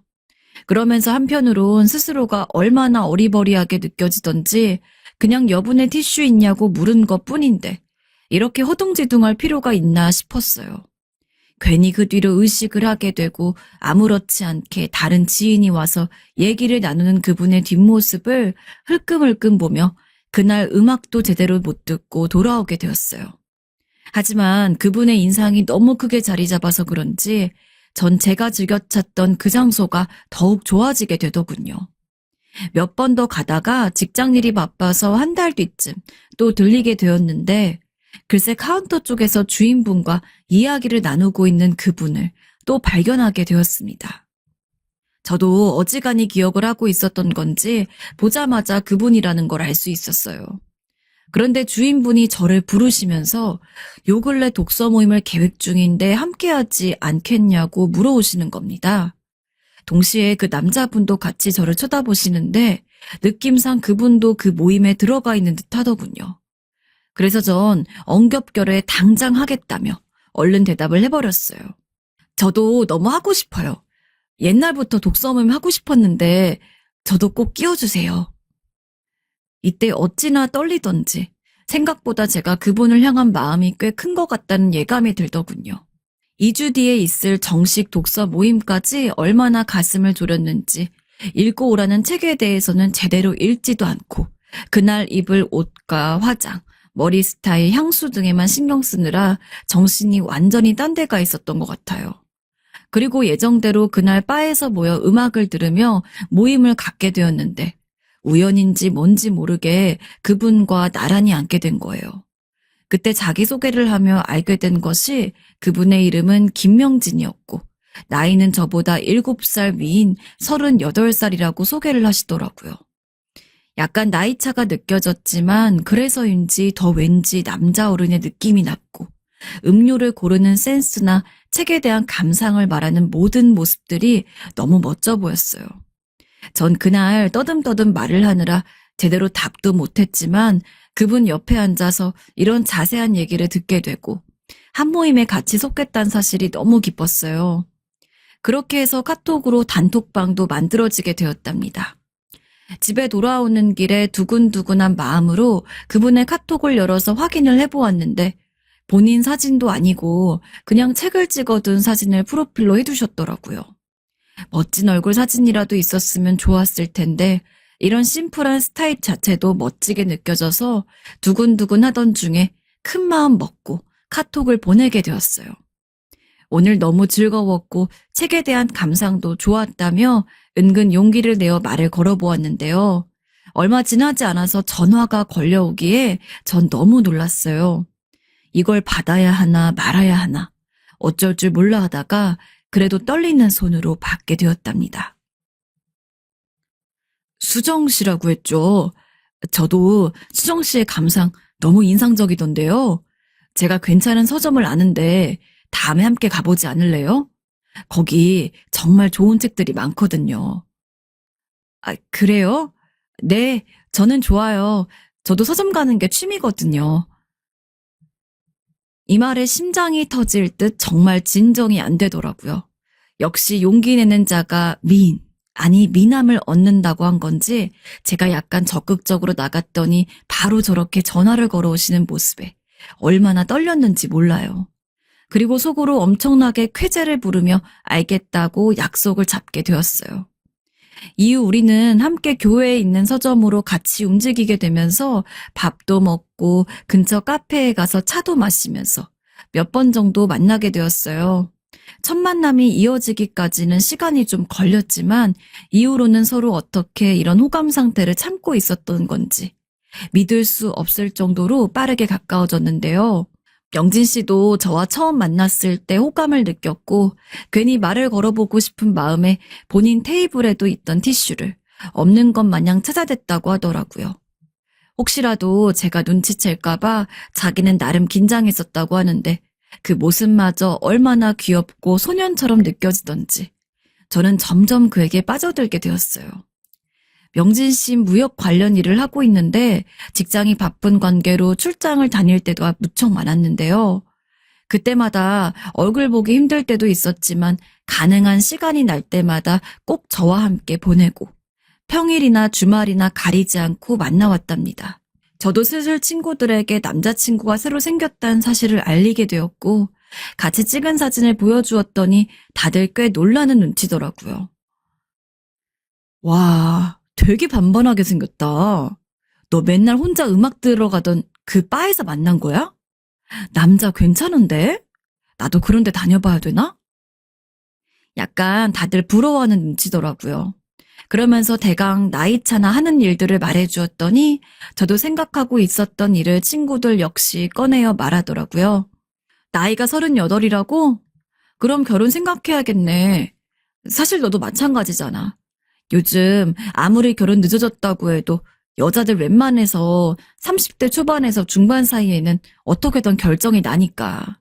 너도 그 남자랑 결혼 생각하고 있어? 근데 끝으로 갈수록 왠지 저도 뭐라고 말해야 될지 모르겠더라고요.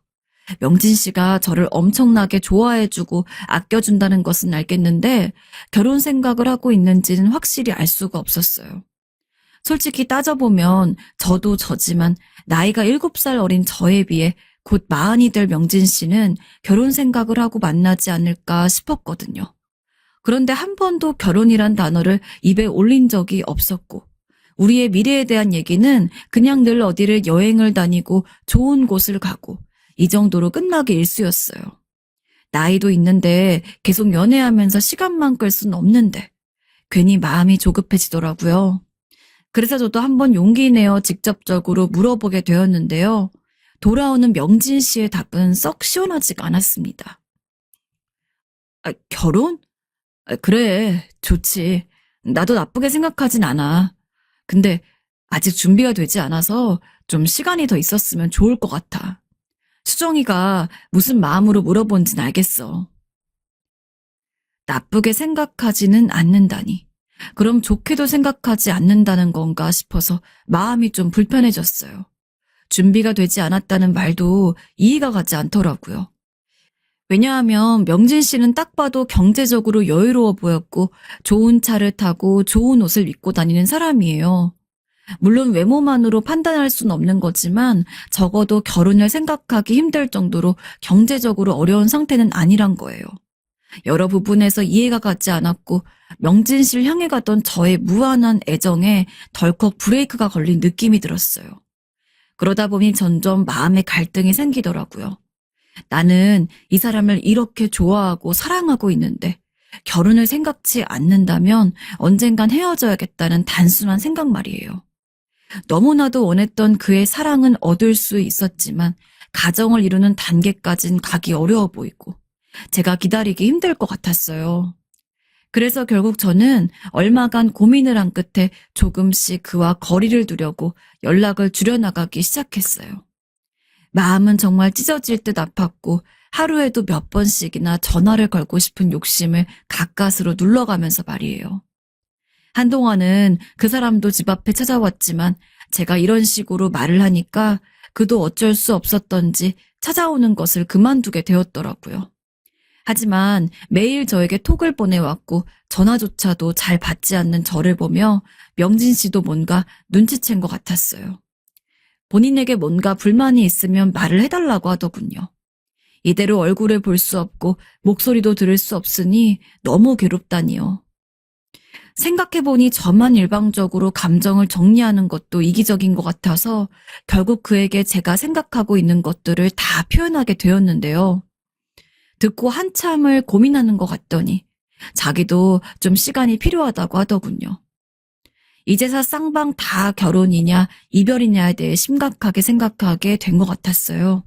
명진 씨도 이 사안에 대해서 고민을 하고 결혼 아니면 헤어짐을 선택하게 될 터였고요. 그러던 와중에 오랜만에 독서 모임을 가졌던 바의 주인분으로부터 연락이 왔더라고요. 너무 오랜만이었고 이 힘든 시국에 잘 지내는지 궁금했는데 먼저 전화를 주셔서 감사했어요. 사실 명진 씨와 연애를 하면서 그 바에는 거의 가지 않게 되었거든요.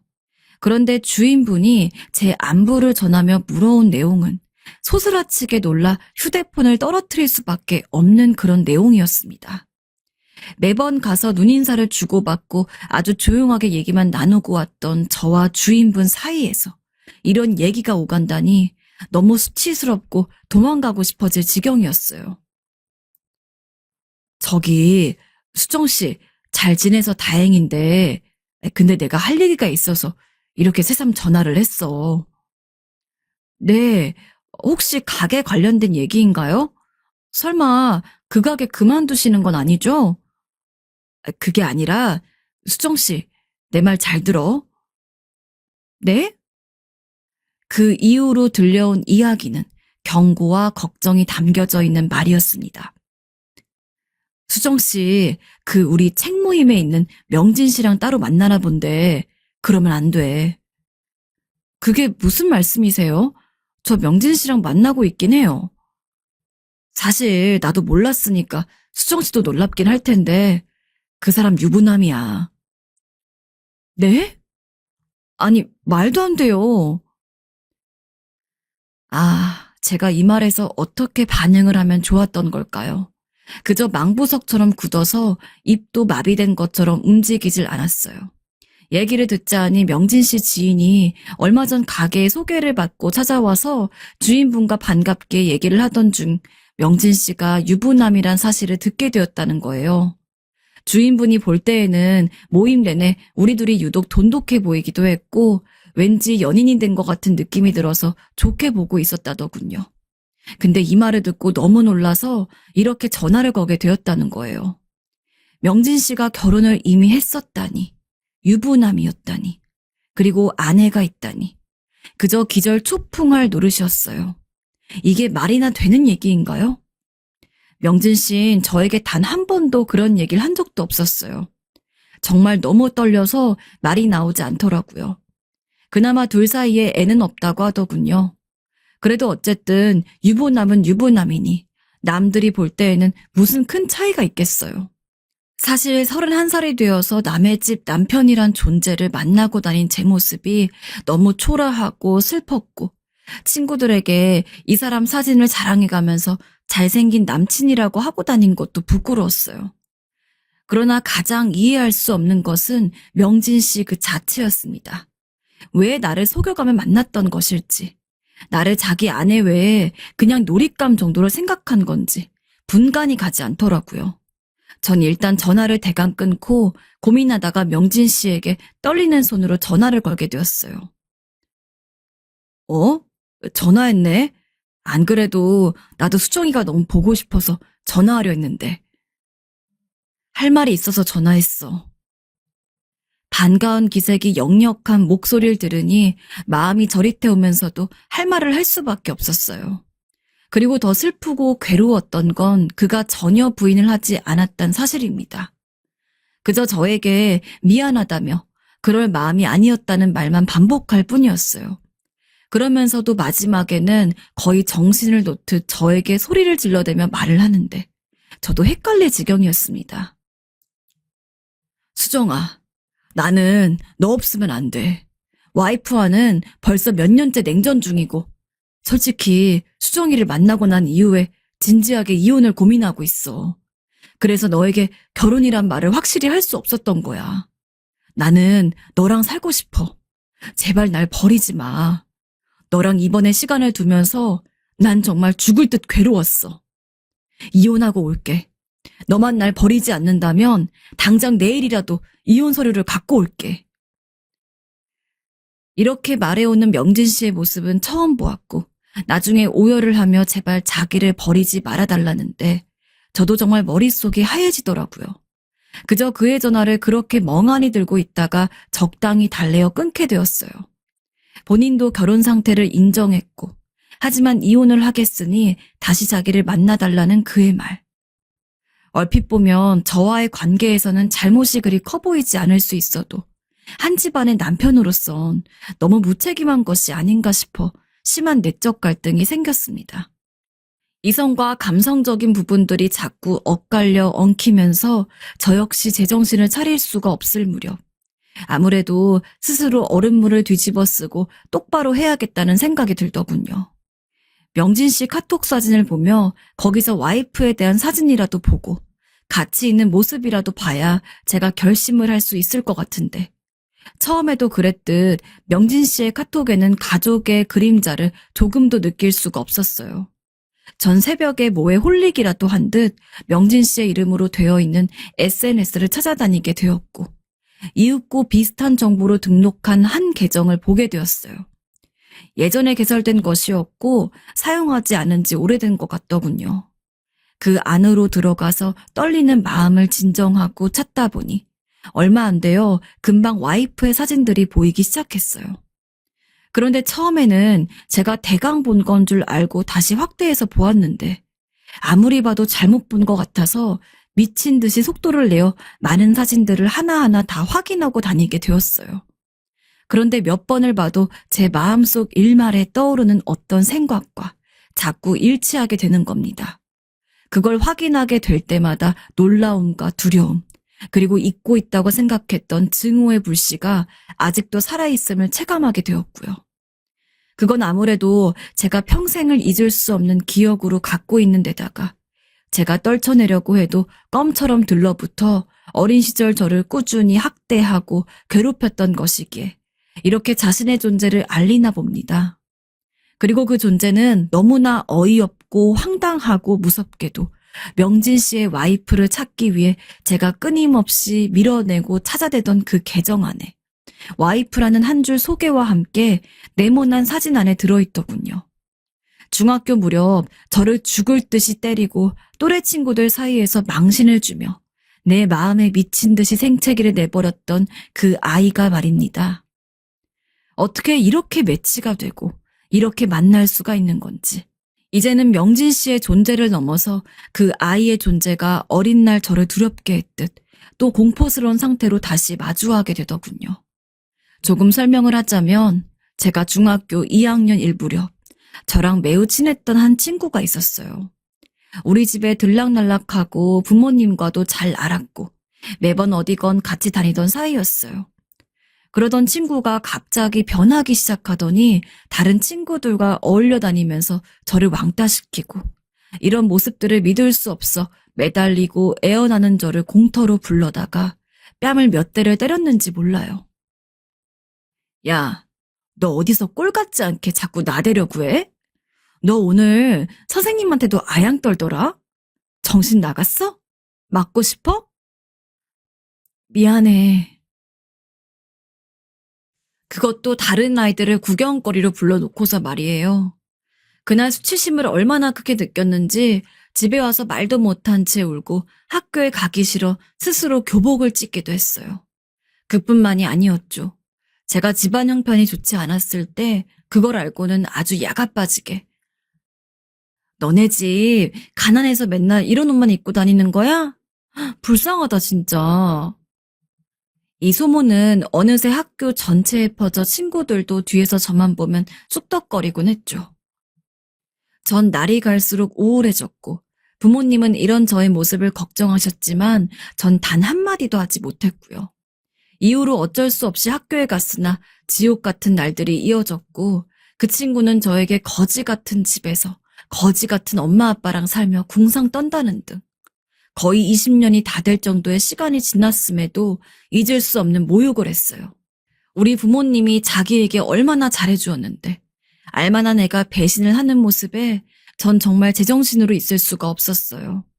공부도 뭐도 다 놓아버리고 그 친구의 이간질에 다른 아이들과도 사이가 멀어지는 바람에 전 학교도 무단으로 빠지게 되었고 설득하려 애쓰는 부모님께 대들고 제발 죽여달라는 거친 소리들만 내뱉게 되었답니다.